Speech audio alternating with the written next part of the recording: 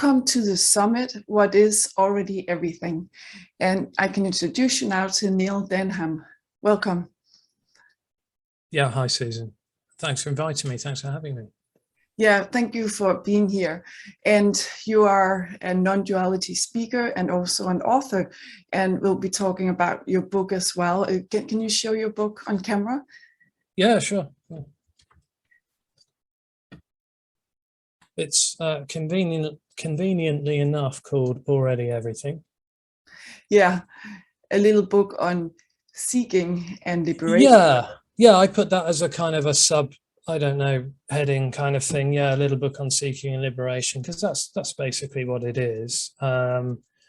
It is only just a kind of a short book, and I guess you could say it just sort of came out of an inspiration to write, to attempt to describe what is already everything. Yeah, and what is that? Well, what is everything? I mean, we talk about, no thing as being everything and everything as being no thing. But of course, in the end, the essence of this or what is or what we're talking about is unknowing. Yeah. And it's sometimes described as a mystery in that you could say already everything isn't something that someone arrives into or attains, or it isn't, it doesn't sort of describe an understanding. I suppose what we're talking about is so-called non-duality. It doesn't describe an understanding or a knowing of any kind. And I guess in a way, the book Already Everything was just an attempt to describe that, the unknowing that is already everything. Yeah, and like you said, you can't really describe it, though there are words that can kind of point to it. Yeah. And in some way, something can be understood, but not on a level of knowledge, but maybe more at a wisdom level or an intuition or. Yeah, I mean, if we had to pick one of those words, I would say it's something more sort of intuited or sense. But actually, in the end, part of what the book describes is essentially the death of the seeker, that basically, you could say that is an energetic shift from an apparent knowing or a claim to know into unknowing or unknowingness, which is already everything. And it turns out that what is already is absolutely unknowing. So we could also say the essence of non-duality from here, as far as this communication is concerned, it is unknowing. And yeah, so intuited in a way. Yeah, a lot of people use the word resonance when they come to a more sort of non-compromising, non-duality meeting or setup. A lot of people would describe a resonance with the communication, with what's going on with the communication, but not really.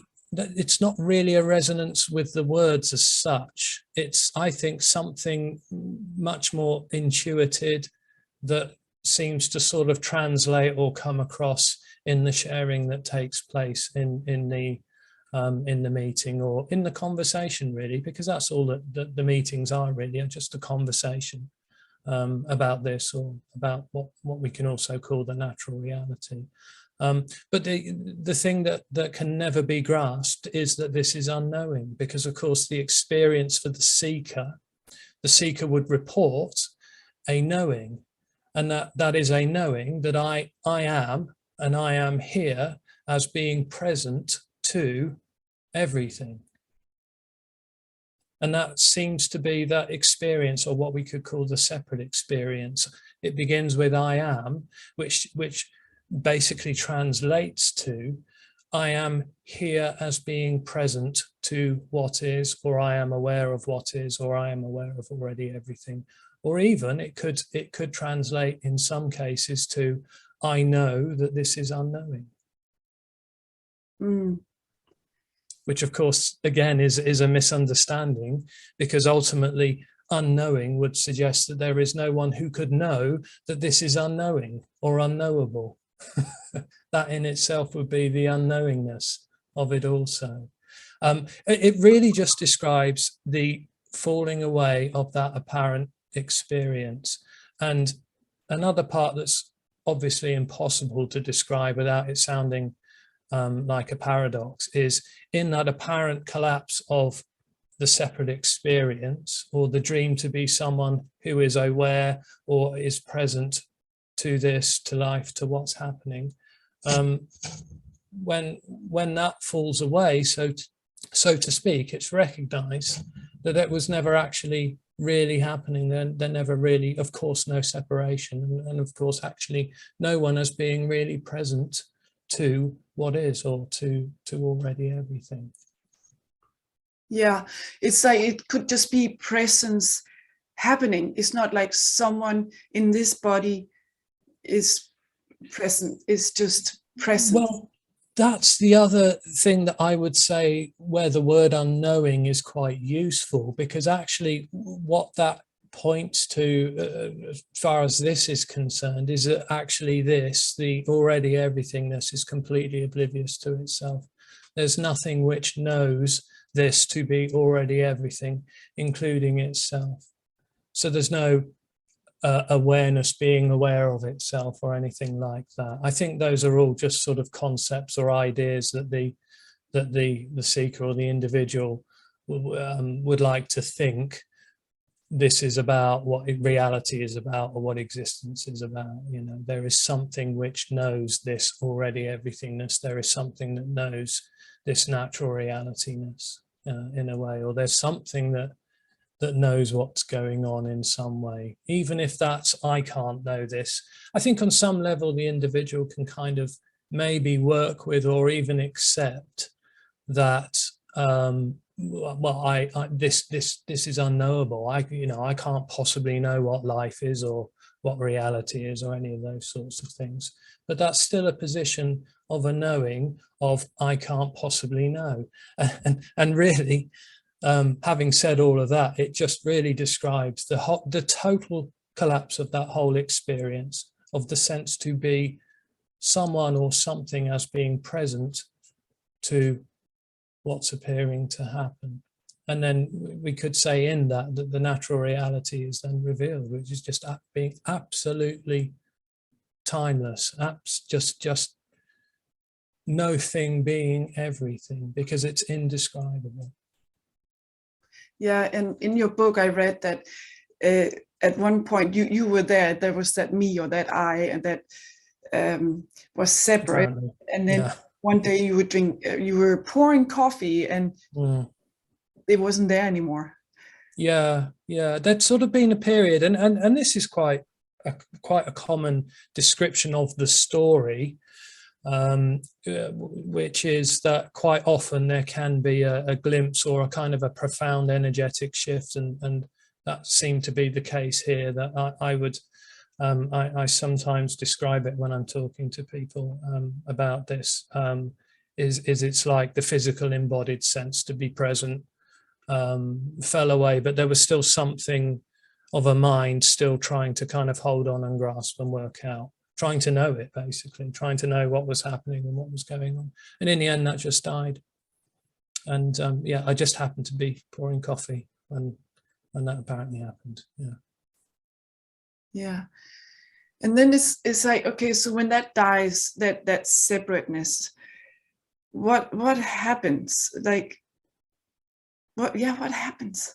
Well, that's the thing. I mean, and again, the impossibility in the describing of this and with the words that we have available. What's revealed, if you like, is that nothing actually happens, and that nothing needs to happen. We could sort of say it's the dying of the need for something to happen without anything ever happening. Yeah, it's very yeah, because there's still, and life happens still as long as there's a body here, or even though the body is here and not here at the same time, right? That's what I hear too. It's like it's real and unreal at the same time, and experiences are the same way. And so it's like I just can't imagine a life without experiencing a life. No, and that's the funny thing, and as much of a shock as it can be, that this was just kind of all life, if we want to call it that, was just apparently doing itself in a way, but not being aware of that. That's part of the shock, but also here, and I think this is another quite common description, is that it was just absolutely profoundly obvious that that had always been the case.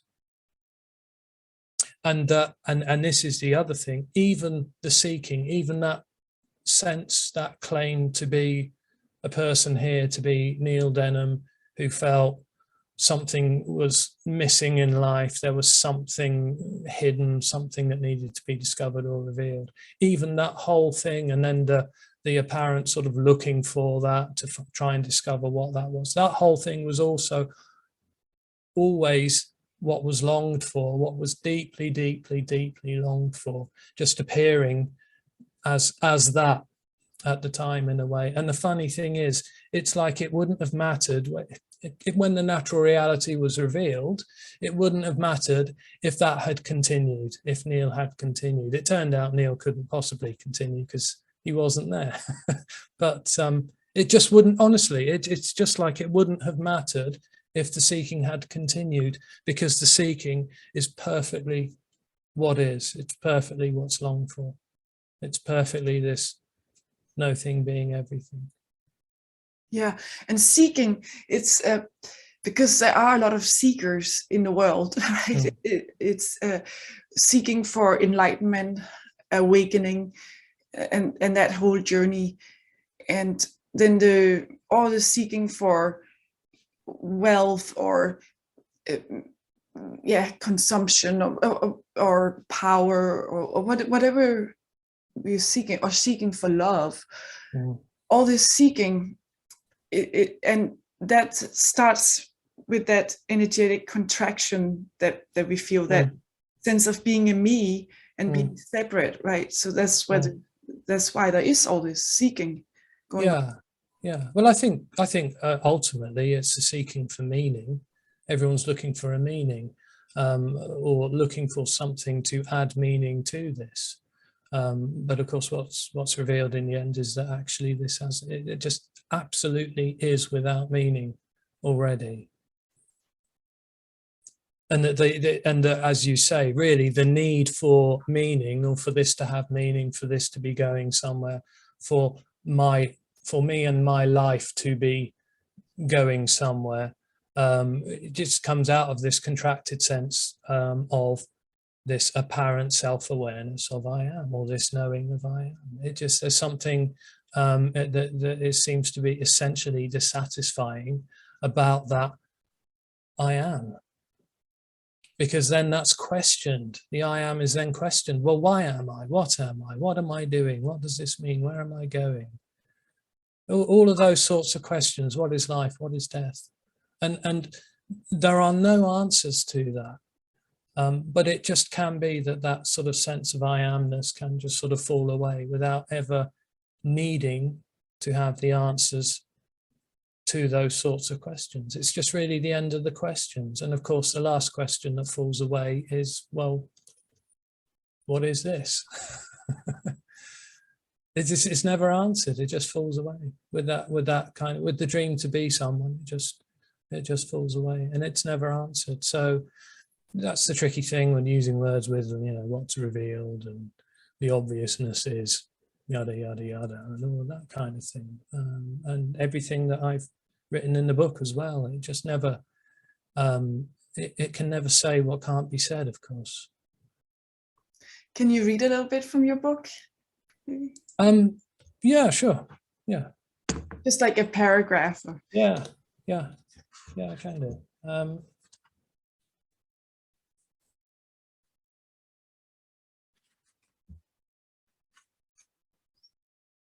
Well, there's a chapter here, Words on Love. I'll read and then we'll see where it goes. So yeah, words on love. When I was on the spiritual path, I was ultimately looking for a deeper experience with love.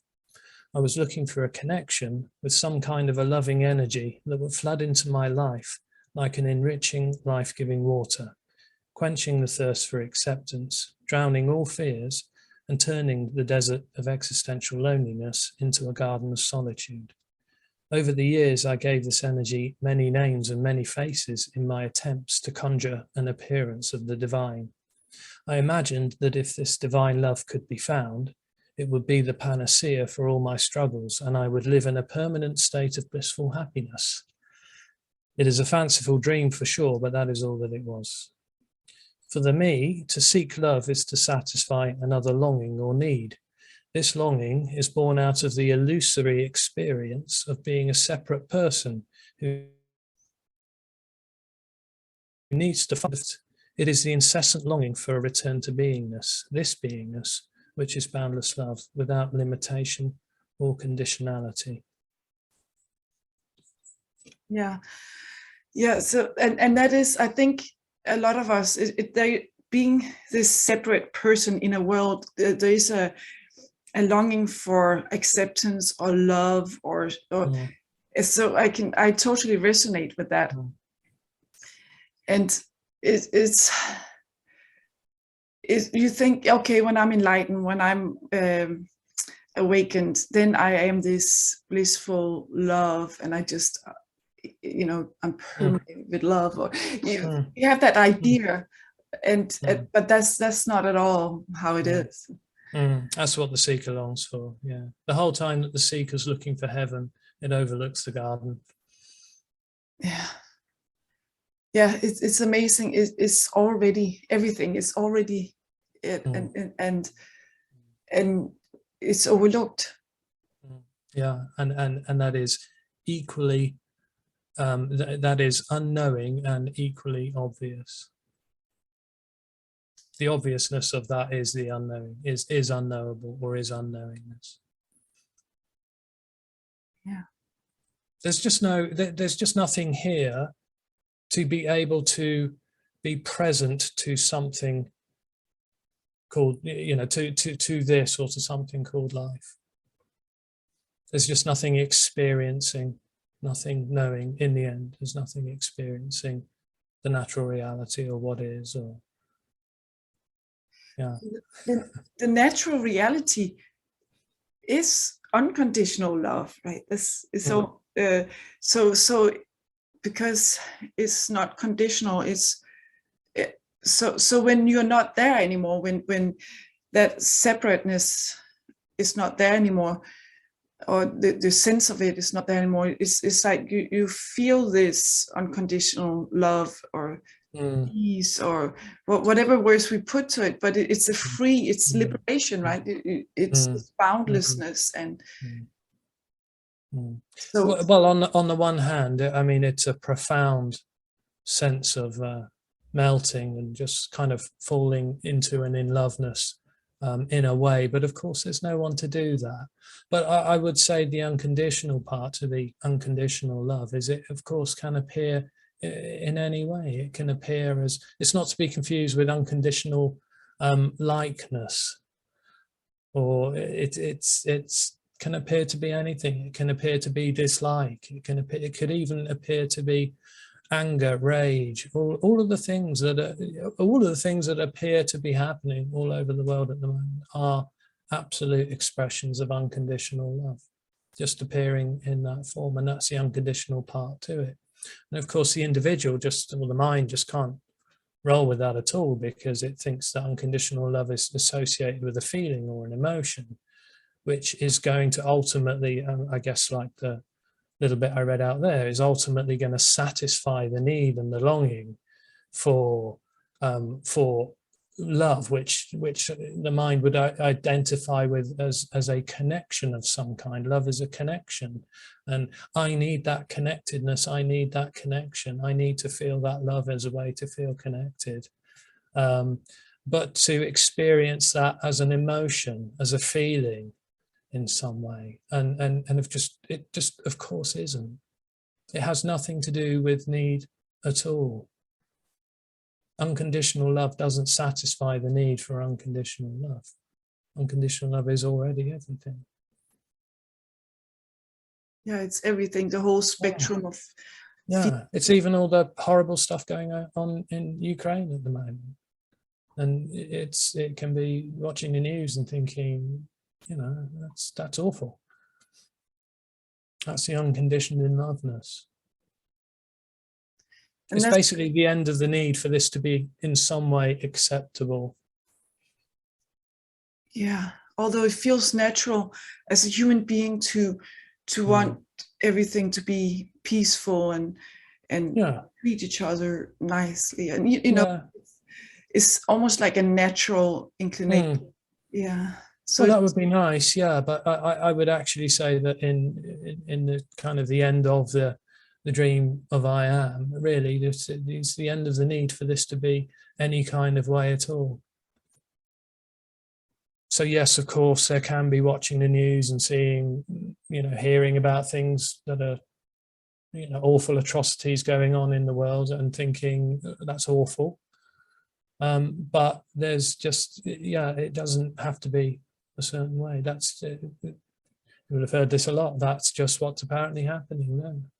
That's the unconditioned in loveness, unconditional love, unconditional aliveness happening, just appearing in that form. Yeah, and so somehow it's like, no, I want justice. I want to be love, and it is possible. It is possible. Yeah. It seems like there are these polarities, and yeah, I would say there are only really seeming polarities in the dream story. I mean, it is just what seems to be happening, and that what seems to be happening could equally be, I don't know, phoning a hotline and making a donation to, you know, I mentioned Ukraine or something like that, or it may not be. Yeah. It's really just the kind of the end of the whole idea of what should be happening or what shouldn't be happening, what I think is right and wrong, and yeah, any kind of way that I need this to be in order for me to be okay with it. It's just kind of the end of that whole thing, you know, really that whole dynamic really is only sort of going on in the dream of the person. Yeah, and also the need for others to be okay, because oftentimes it's like, the need for, that need for other people not to suffer, and including yourself too. But just like there's no one here, there's also no one there, and so I guess it's. But I think it still comes back to the personal story. If you're okay, then I'm okay, kind of thing, for the individual. Yeah, maybe it's and that, so that point of reference is just gone, and then in that way there's just what's happening, and that life is just unfolding as it is. Well, apparently, but I couldn't say that from here life seems to be something as unfolding. Actually, from here it's just, you know, life isn't moving at all. And that's not to say that you know, there is no life appearing to happen necessarily, but it's just the whole sense of being someone in a kind of a continuum, which is my life. It just, yeah, well, I mean, that was the dream. Yeah, and that's why it's timeless and spaceless.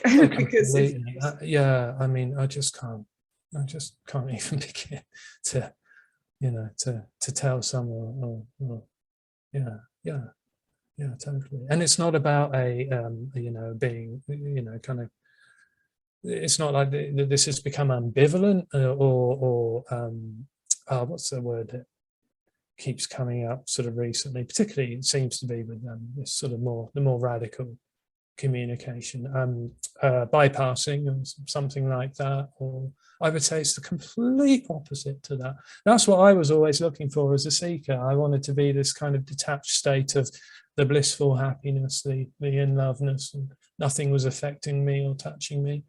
But to me, that seems, yeah, that's. I mean, I suppose that's seemed attractive at the time,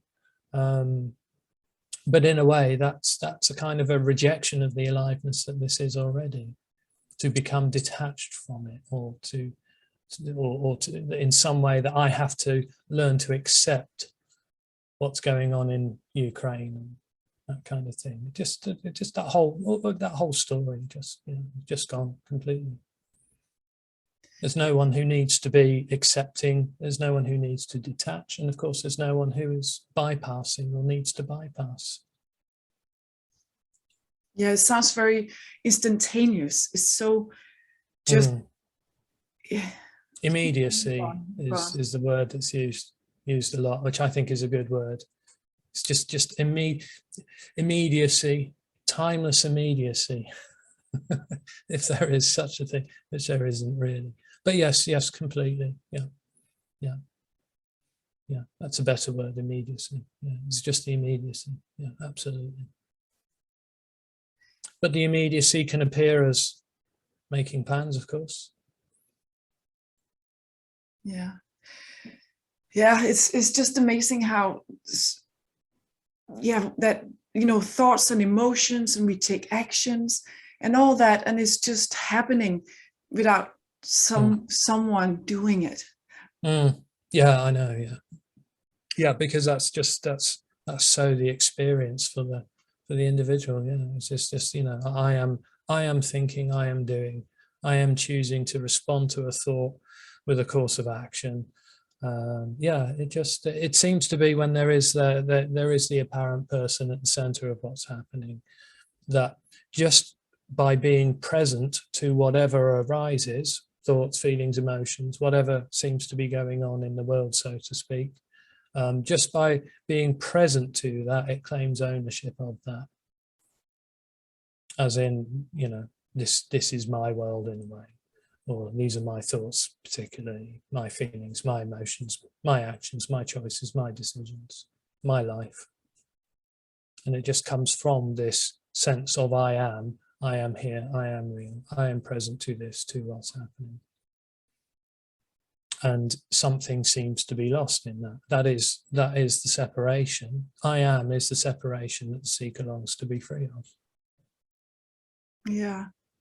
It's not what the seeker wants, though, because it does want the blissful happiness. It does want the things like detached states. So the aliveness, it's just aliveness happening as whatever it is, and what is without any description of it, without any translation of it, without any story making, without any point of reference. It's just aliveness happening. Well, the aliveness is the mystery. I think that's another good word. The aliveness is the apparent mystery. And that, in a way, is the that's the awe and wonder. Again, not as a state or as an emotion or of a walking around feeling in awe and wonder and in love all of the time and all that kind of nonsense.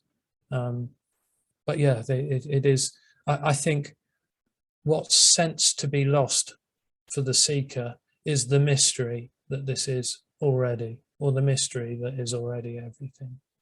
But it's never really lost. Nothing's ever really lost.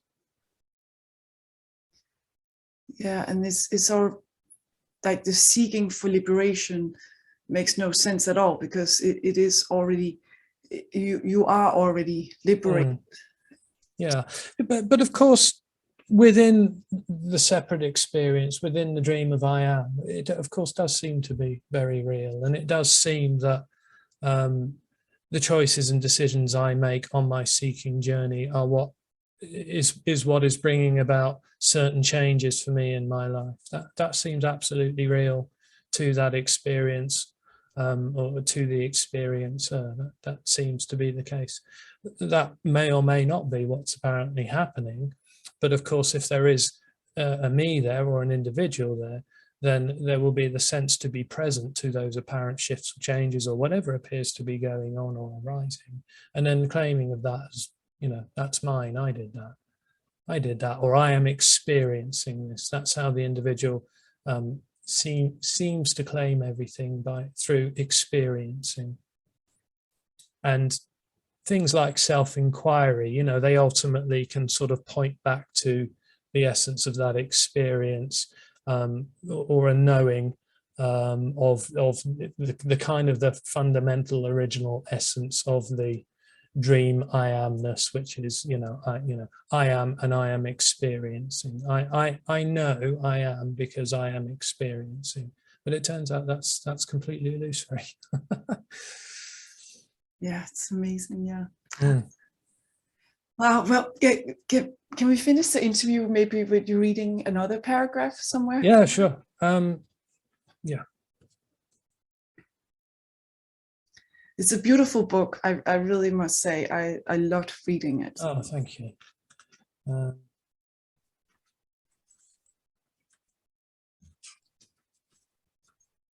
Well, I don't mind reading. Are we all right for a few minutes? It's maybe about a couple of pages. It's the last chapter, Nothing Happening. Yeah. This simply arises out of nothing. So in that sense, there isn't a message. There is no need for anything to be expressed or communicated. There is no agenda to satisfy or intention to be helpful. There's no one to be helpful, and there is no one to help. When it is recognized that there isn't and never was a me, me is no longer recognized in others. When I died, so did you.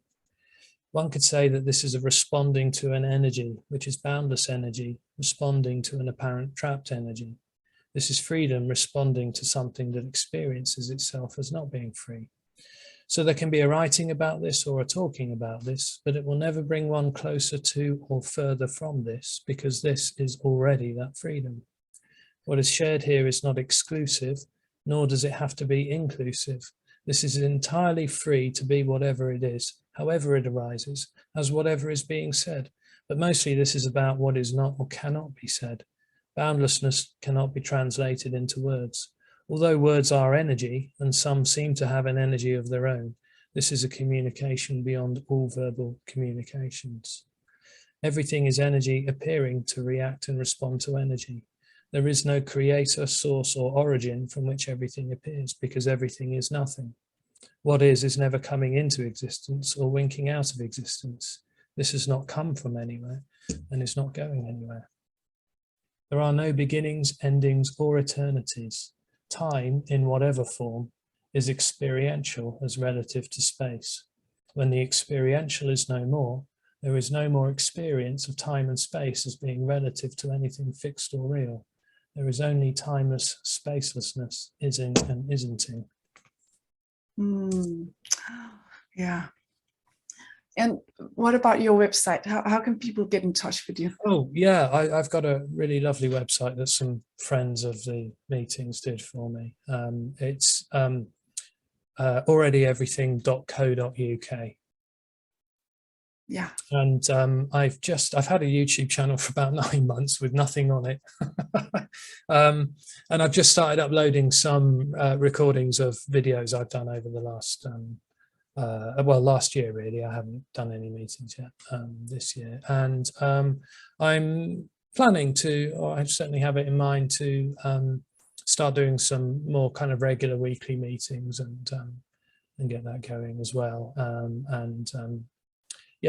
So that will be on the website for anyone who's would be interested to come along. And there's a Facebook page, and YouTube.